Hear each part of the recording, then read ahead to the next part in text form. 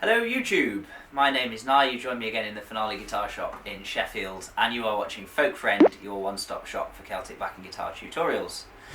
In today's video I'm going to be showing you some new tips and tricks from my latest book. It's all about guitar chord inversions and how you can use them.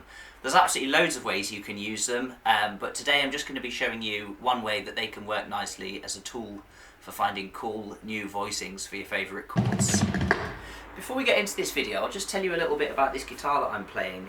This is made by the Ger factory in China, and this is a really nice beginner guitar. It sounds so good that I've been using it for lessons for quite a while now. I've got loads of these in the shop. If you would like to get one for yourself or a loved one, I really recommend them to you. They're made of sapele, which is a kind of more pocket-friendly alternative to mahogany. Sounds very similar. Nice rich bass, nice bright top end. They cut through well in sessions and they rumble along under tunes nicely as well. If you use the code FOLKFRIEND on the Finale Guitar Shop in the corner, you can get either one like this or the green version for £120, and honestly I will say they are about the best acoustic guitar that you're going to get for folky stuff for that kind of budget. So if you are looking for a good Christmas present for someone else or for yourself, then check out that special offer, only available till Christmas this year. Let's get into these chord inversions. What I'm going to be doing is I'm going to be accompanying a tune called Ger The Rigger. There's a link in the corner to the Folk Friend tune playalongs, you can find it in there. Very common tune, it's a polka in A major. It kind of goes...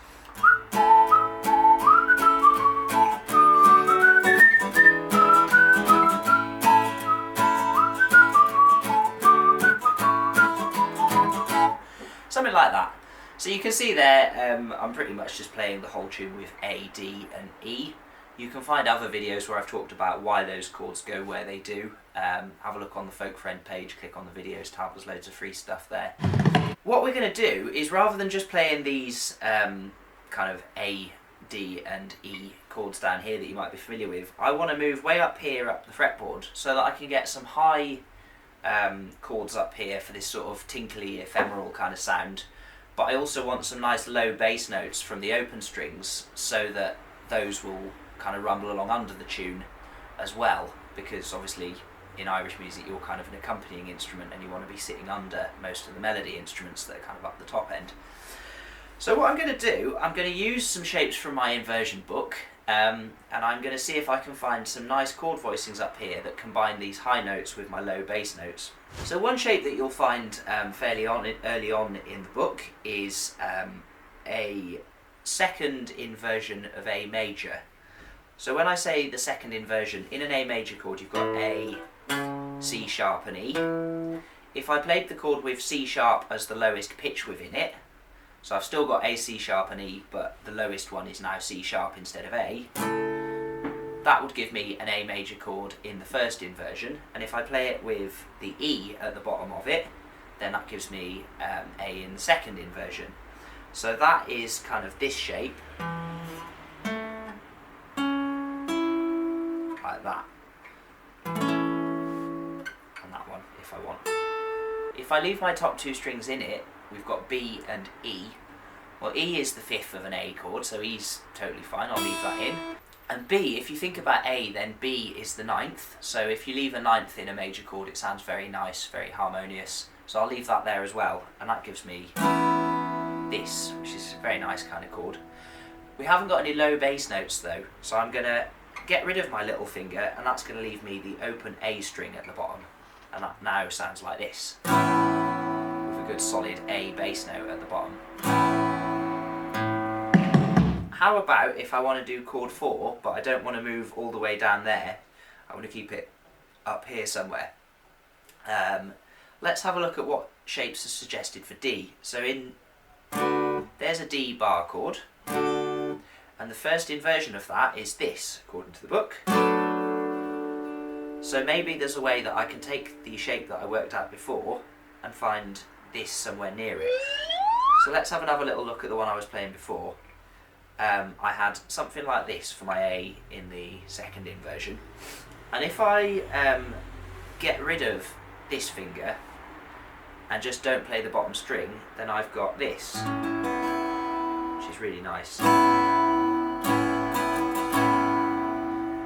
And if I now go to my first inversion of D, I'm doing that. So that's quite an easy change.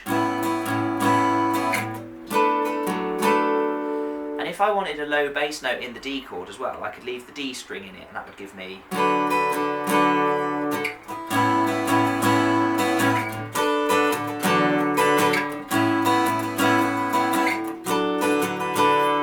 something like that. So there we are, I've found two really nice chord voicings straight off the bat. So let's have a think about chord 5, because that's going to be the next one that I need. So if I take my first inversion of D, which was like this, and I just slide that up 2 frets, that's going to become the first inversion of E. And I've got a low E note at the bottom, on the bottom string, so I'll put that in and that will give me my bass note. Optionally, I could leave the top E string in as well, or I could leave the B string in as well, which would be like that. Both nice options. But I'm going to stick with this one because it's easier to play. So I'm going to go from D in the first inversion with an open D string in it, like that. And I'm going to go up to this E here. So that would give me for the tune something a bit like this.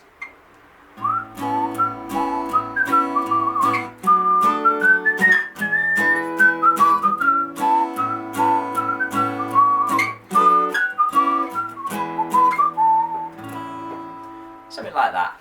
And that's a really unusual sounding set of chord voicings, but really kind of sweet and nice for this particular tune.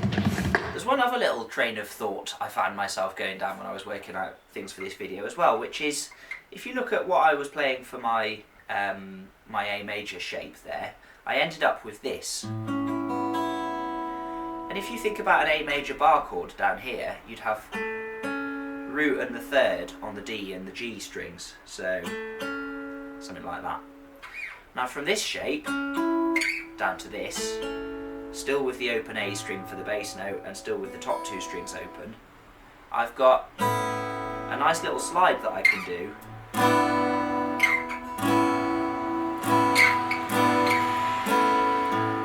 So that gives me some really nice simple options from sliding my my A chord around, so I can do things like